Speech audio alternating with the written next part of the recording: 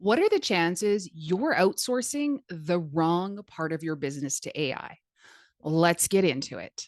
This is the Art of Selling Travel Podcast. And here to guide you through it all, your host, Glenda Beagle. Welcome back. I'm so excited for this episode. One, because it wasn't supposed to happen yet. Actually, I was writing an article for Compass Magazine. I write one about once a month for them. And this article, I actually reached out to Jenna, which is the person I work with, and said, hey, any chance I could link in a podcast episode? Because I got a lot of stories to tell, and this article's starting to get long.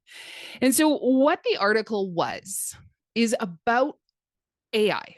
Now, before we get any further, this is not an anti-AI. I use AI for a ton of things. In fact, she sent back to me what I would need in order to be able to embed it. And I went, I don't know how to do that. So I Googled, sorry, I did not Google. I looked up what that term was. I looked up in my system to see if it did it. And then I went over to Claude and said, hey, my system says it needs to be in this coding.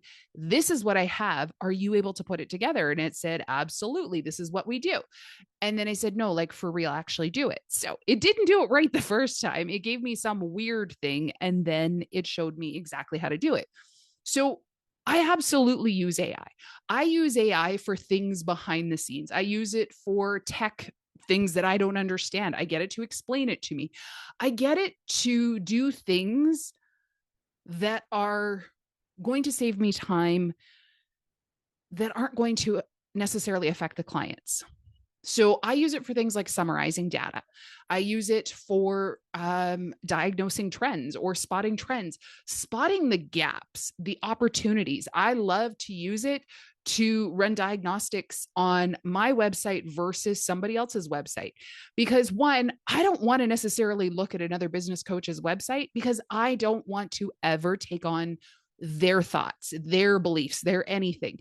Instead, I do, however, use it for competitive analysis to say, if a travel advisor was looking for X, Y, or Z, and these are 10 websites, which one is it most likely to go to? And so it will tell me, and I will ask it to tell me why. And then I will say, okay, so if they were looking at my website, would they find this? Would they find that? So that I can see where the gaps are. I don't want to know what another coach is saying. I don't want to go down that rabbit hole. And in fact, a lot of times I actually leave that for my VA to be able to do so that I'm completely hands off because I'm a big, let's not touch anybody else's intellectual property. That's actually another thing with AI. You've also got to be careful because AI is not a independent thinking brain. When it's using content, guess what? It's getting it from somebody else who's already written it. So be really, really careful in how it is you're using it. I also love to use it for reminders or to build out tasks. Now, I've made no secret about the fact that I have ADHD. I have made no secret about the fact that there is a good possibility, if you're new around here, just heads up, I may chase a squirrel every now and again. I do like to use AI to feed in all of the tasks that I need to do and to help it to have it help me organize in what priority. A friend of mine once said to me, or I said to my friend before I was getting ready to go, I'm like, I am so overwhelmed. And so she said to me, well, just prioritize, do the most important task first.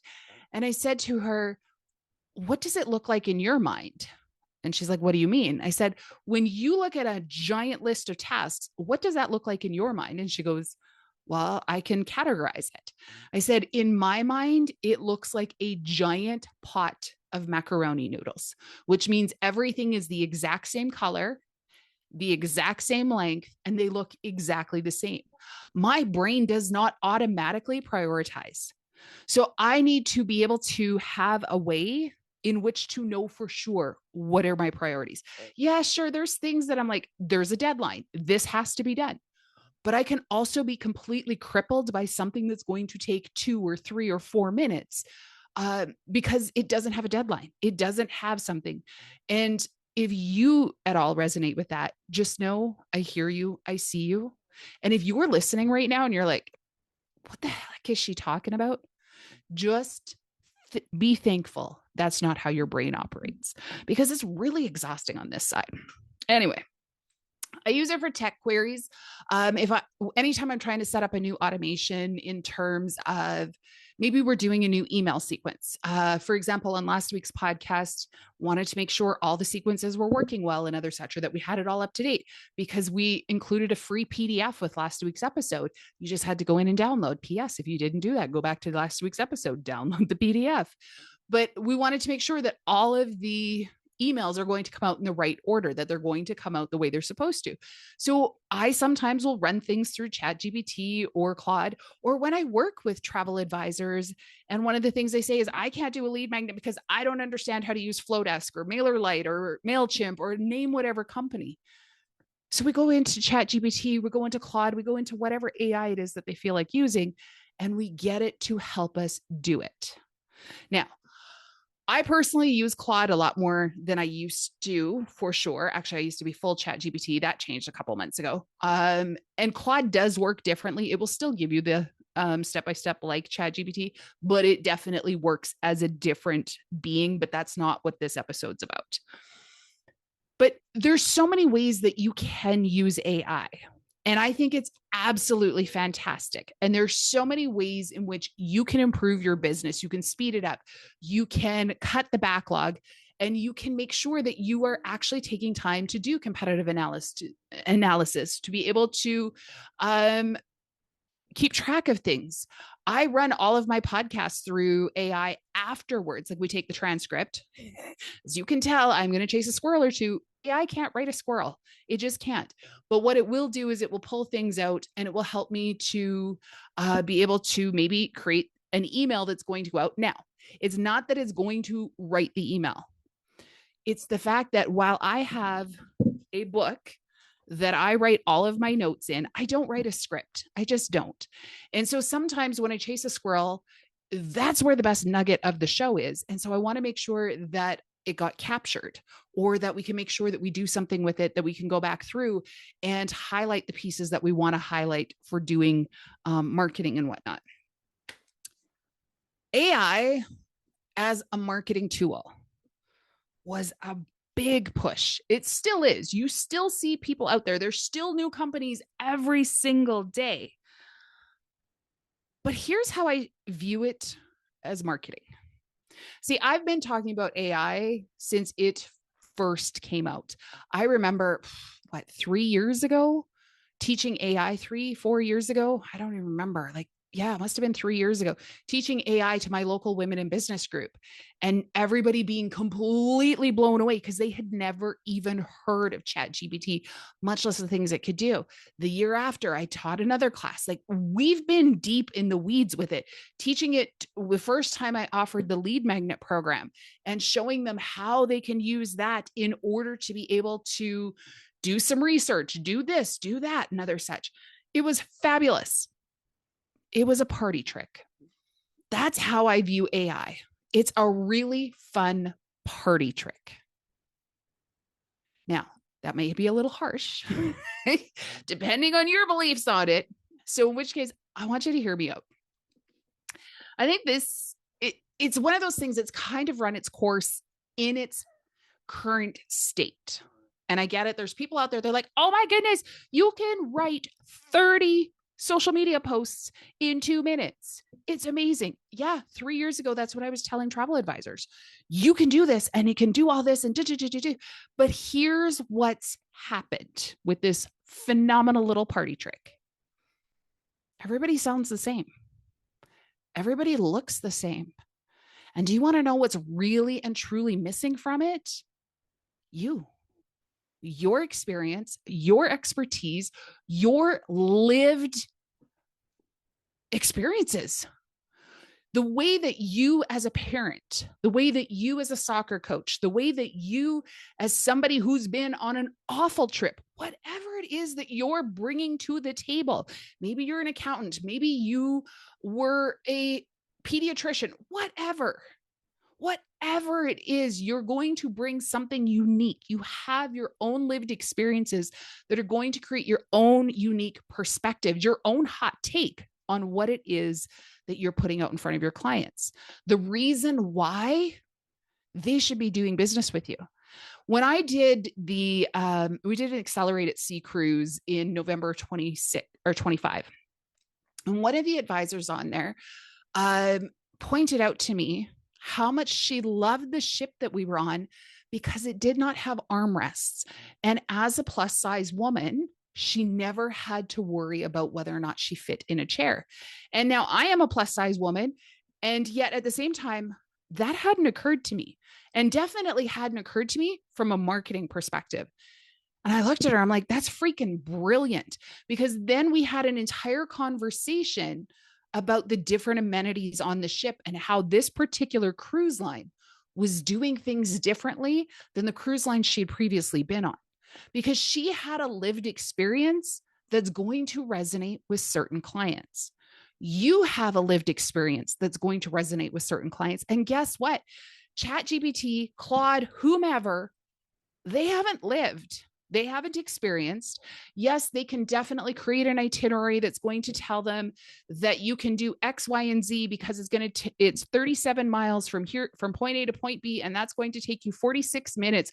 And then you can do this, and then you can do that. And it does not have the lived experience to know that when you are traveling with children, or you are traveling with seniors, or you are traveling with whatever, a diva, oh my heavens, sometimes it takes my husband longer to get ready than it does me. Like, there's just things that go into the process that you and your lived experience is going to understand.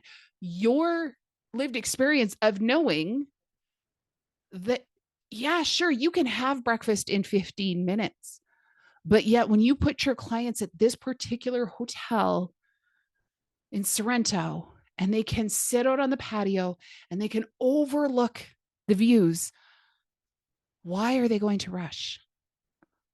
And they've got those beautiful lemon trees beside them, water out in front of them. Why are they going to rush? They're not. They're not going to want to. But yet ChatGPT, we go, go, go, go, go. And so it's your lived experience, your hot take, your perspective that's going to change it. I loved a post that I saw a week or two ago. Kelly Mano of she's a Gen X personality. She recently posted a carousel of AI posters, and I loved it because each one of them had something different. I'll see on the YouTube. We'll get Becca to load them up here for you. But they were things that she pointed out that you're not fooling anyone. We all know it's AI. Oh my goodness. We all know when they're AI posters, there's no giving it up. There's no way of hiding that. There's either like the ones with the balloons, and they're all, they all have a certain look. They use them for garage sales. They use them for events.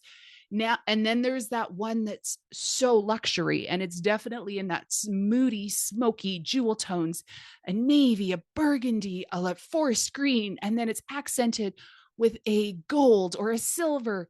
We all know it's AI. You're not freaking fooling anybody. And guess what? People, when they see that it's AI, they stop paying attention. They absolutely stop paying attention. Locally here, there's a business, and I know I've talked about it on a past podcast. I haven't got whole into the story because, it's still somewhat unfolding, but the long story short, they're looking for people to donate them $200,000 so that they can keep going. It is a whole story, and I will share it at one point. But I think what's really going to become their downfall, because people were, oh my goodness, we need to get on board with this. But then they went heavy into AI. They went heavy into the photos. And at first, there was a lot of conversation about, is that their restaurant? Like, it's been a while since we've been in there. It kind of. And then as time went on, it was like, no, that's definitely not.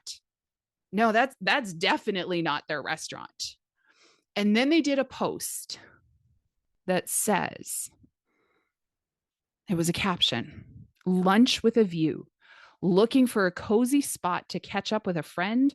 Our cafe windows offer the perfect view of said city. Life while you enjoy a quiet lunch. And then it just kind of went on from there.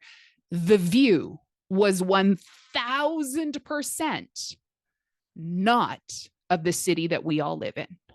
was 1000% not the view from their window. And yet they put a caption to an AI photo that said, come and enjoy this view, lunch with a view. They were implying this is the view. They also forgot to edit their AI caption.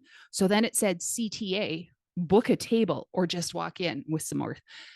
You've got to edit your captions. Like, first and foremost, if you decide you're going to be like, no, heck, I don't have time for anything else, I'm doing AI, going all in, at least flip and edit it. Like, that's the least I can ask you to do. Edit your caption so that you can make sure that you're not putting in post this, see, like, put your call to action. Like, no. But it's just, it doesn't look like their business. And so when people come in, so let's say somebody is like, you know what, it's been years since I've been there. I want to go support them. Or perhaps it's somebody that sees it online is like, you know what, this sounds like a really great restaurant. Ooh, look at that. That looks really yummy. Let me go in and try that. It's all AI. So now you've brought somebody in essentially under false pretenses. Why would they want to buy from you? You've basically just lied to them.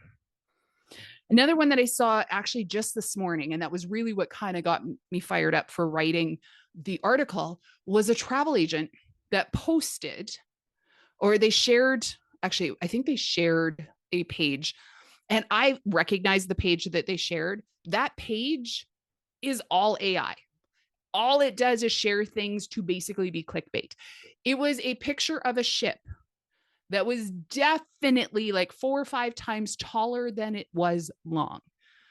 It was like, at first glance, I was like, wait, what? And then I was like, this is AI. In the post, the travel advisor said, I'm going in 27. Who wants to come with me? And at first I thought, well, that's weird. And then the conversation went on and it said, no, the ship's about to be released. I'm going to be the first one in there. I'm going to grab group space as soon as they release the ship. If you want to come, let me know. And I was like, what the heck? Like, the advisor actually thinks that this ship is legit. That's not a marketing problem. That is a credibility problem. You need to know what's AI and what's not, and you need to make sure that you're not spreading false AI. The entire page, there's entire pages out there dedicated to seeing if people will fall for stuff.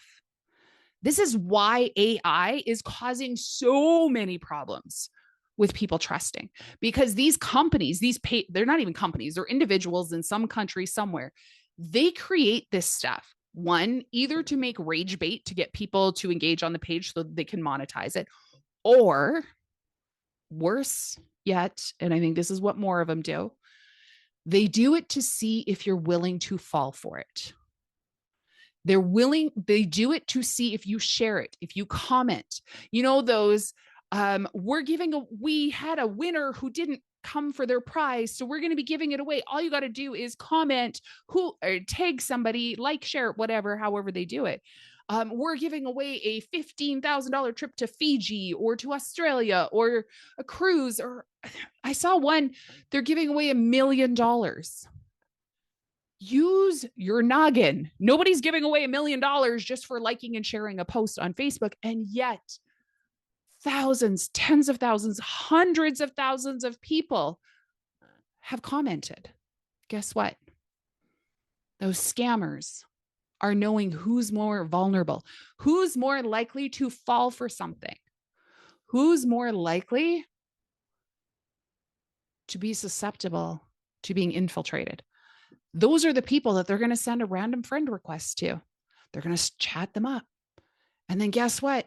Their grandfathers just died and they're waiting to inherit. All they need is for you to help them cover their legal fees, or who knows what else it is that they're going to do. But here's the thing. Those are the reasons why people don't trust things. And when you're using AI to replace your images, okay, I came up in the world of Photoshop. I remember when Photoshop first came out and people were like, I'm sorry, you were 30 pounds heavier. What the heck? They've done it for years with celebrities, with this, that, the other. AI now makes it for everybody. The difference is AI isn't just like taking a little off the cheek, taking a little off the hips, whatever. AI is genuinely changing the appearance of people into a fantasy. I cannot tell you how many travel advisors I see their profile picture is definitely AI, because I've met that person in real, and that's not what they look like 3 years ago. So I would be shocked if they look 30, 40, 50 years younger 3 years later. Like, I know surgeons out there are good, but they're not that good.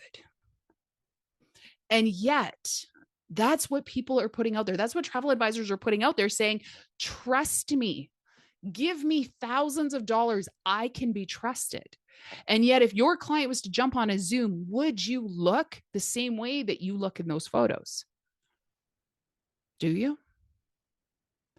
Sure, I get professional photos done, but actually, the last couple of times I've done them, I no longer get professional hair and makeup done, which I know some people will be like, I can't believe you did it in the first place. And other people will be like, well, why wouldn't you? Like, they're professional.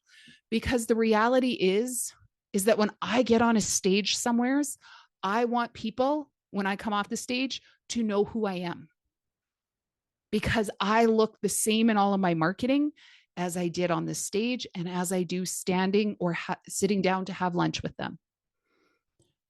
It becomes this thing. Sure, I'm approaching 50. I look in the mirror.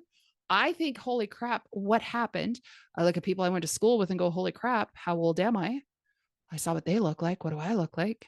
Like, there's panic. Don't underestimate that. But I also know that if I show up in person and I look nothing like the marketing I put out there, you're not going to know who I am. You're not going to be able to trust me. You need to know who I am, what I stand for. And if I was to use AI to do all of that, one, it wouldn't look like me, so you wouldn't know who I was. Two, you wouldn't know what I stand for, because there's limits to what AI can do. And three, AI is just going to create a vanilla message. Because yes, you can put in there, I want to be sassy, I want to be bold, I want to be this, I want to be that, guess what? So is everybody else. What makes it vanilla is the fact that it is no personal insight, it is no personal conversation, relevant experience, expertise, anything you could infuse into the conversation is all gone. You don't want to use AI in any way that it can erode trust. Your marketing, communication, and messaging is all about the know, like, and trust. Your messaging should answer, who do you help? Allow your client to say, am I in the right place? And be able to know from the messaging, are they in the right place? And to let them know what to do next. In order to know who it is that you work with, and if your client is in the right place, they need to know from you. What are your perspectives? What are the things that you do? What do you do differently? We can all say we give amazing service. What does that look like? That's not a differentiator. That's the same thing everybody else says. But when you're using AI to create your messaging, guess what? It's nothing. AI today is building websites, it's building messages, it's building marketing, it's building this, that, the other. And we can tell because everybody is starting to sound the same. It used to be a thing where content was king or queen, it was royalty. Now it's a commodity. You've got to put yourself in there. And better yet, if you are using AI, just know that there's a lot of clients that you are pushing away. In fact, studies are now showing that Gen Z is leading the pack in pushing back against AI for a number of reasons. One, the job market is changing rapidly as they are finishing up their college and university with all of this debt and discovering that companies are saying, nah, it's okay. We don't need to hire. We're going to use AI. The data centers. I don't know if you've heard anything about data center uproars. I'm starting to hear little bits here and there. There's a massive one that's being proposed for Northern Alberta. And I've been doing some reading on it. And the more I'm reading, I'm like, wait, what? Like, this can't be for real. There's all sorts of pushback that's coming. And so with that is coming people who are saying, oh, you use AI. I'm out. I don't want to do that. I actually was on a call earlier today with one of my business coaches, and we were talking about AI in it's for memberships, because of course I have a membership, monthly membership that travel advisors can be a part of. We'll link it up in the show notes. But he was talking about the support and what does that look like? What does the support you offer look like? Because he was pointing out that you could say, I got a bot, it's going to answer you 24/7. He goes, guess what? Some people are going to love that. Some people are going to say, ugh, never mind, I'm out. Your differentiator, my differentiator, is definitely, we're not going to answer within 2 minutes. Like, I can't answer 24/7. It's impossible. And the reason is because every question you ask within our membership is going to be answered by a human being with experience. I have more than 20 years experience in this industry, all of it as a sales advisor, as a travel advisor who was selling travel. Obviously, I still have many years as a business coach directly, but I have more than 20 years experience in selling travel, having sold tens of millions of dollars. I know what's behind so many of the objections you're facing. ChatGPT could guess. I could create a bot. I could even program the bot to answer with as many of the possible scenarios that I could think of. And you know what? Rarely is the question somebody asks me the question that needs to be answered. Rarely. Because there is almost always an underlying reason, an underlying cause, an underlying story, an underlying belief that is the real root cause of what the situation is. I could give you a yes or a no. I could tell you, go tell them this. But 99% of the time when I'm doing coaching with my clients, I ask follow-up questions because I need to understand the context. I need to know from what was said. How did they respond? How long did it take? What was that? Okay, what do you know about this? What do you know about that? Because that context completely and entirely shifts the conversation. And that context is what is missing from AI. So when you are looking at outsourcing in your business, what are the things behind the scenes that you can use to speed up? I do use AI for some emails. They're usually for the ones that are applying to be a guest on the podcast. I've had a huge surge of guest requests. And I've created in Claude a brief, as what they call it, that we put those through and it creates the response and sends it back. And I do it that way because, one, while I would love to have amazing guests, 90% of what gets pitched to me is somebody that just wants to come on the show and sell you something. And they want to make it all about them. And I have a really strong feeling about that. Because if you are going to lend me your ears for 10, 15, 30, 50, an hour or more, I want to make sure that we're going to give you value, that you're going to get something out of it. I did not create this podcast just so I could take, or so that I could create a place for other people to take from you. Instead, this is a place where we're able to give to you, that we're able to create value. Obviously, I'm never going to be able to tell you everything I know. That's why we have paid programs. That's why we have programs that you can purchase from us, because we're able to go deeper on those. But I do use those emails to scan through the ones that aren't authentic. I use it as a way to be able to screen them out so that we can speed through and get to the ones that we want to work with. And here's the best part. I know most of them, because of the way their email's written, they're using AI to email me. So your people know when you're using AI. They do. The question is If you're using AI, why do they need you? And I'm not saying you can't use it, but I'm saying in your communication, in the way that you're having conversations with people who will actually move the needle in your business, with your customers, how are you protecting the trust? Or are you letting it be eroded?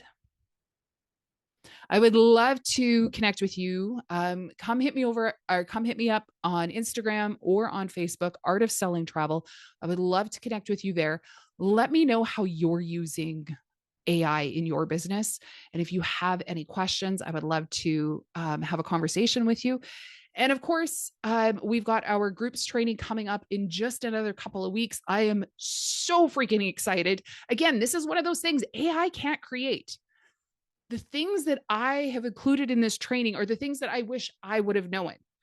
It's not just about a BDM saying, here, book the space, it'll sell itself. I can't tell you how many times I was told that. And I'm really sad to admit how many times I kind of believed them and fell for it, and it didn't book itself. But we're going to go through how to attract the right audience, how to build something that they are like, heck yeah. And of course, how to get them converted so that they actually say yes and buy it. That's taking place this July 14, 15, 16. You can go to artistsellingtravel.com/groups, get signed up. If you are listening to this podcast after that time, I think what we're going to do is load up a wait list so that you can be first notified when we run it again, if we run it again. We're going to see what this round looks like before we make any future decisions, but it would be at least a year, I would think, before we do it again.